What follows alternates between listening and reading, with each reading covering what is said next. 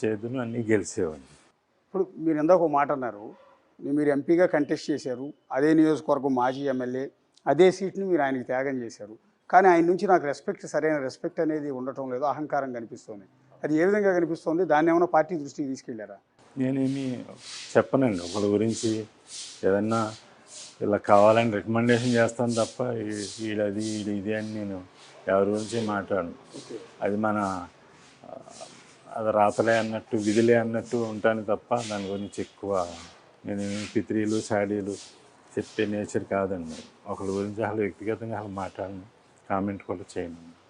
ఇప్పుడు రాజకీయాలకి సెట్ అవుద్దా రాజుగారు? అంటే నేనేమంటానంటే, ఇప్పుడున్న రాజకీయాల్లో దెబ్బకి దెబ్బ వేయాలి, వెన్నుపోటుకు వెన్నుపోటు పొడవాలి, లేకపోతే తిట్టాలి, తిట్టించుకోవాలి, కోట్ల రూపాయలు డబ్బు ఖర్చు పెట్టాలి, దోచుకోవాలి.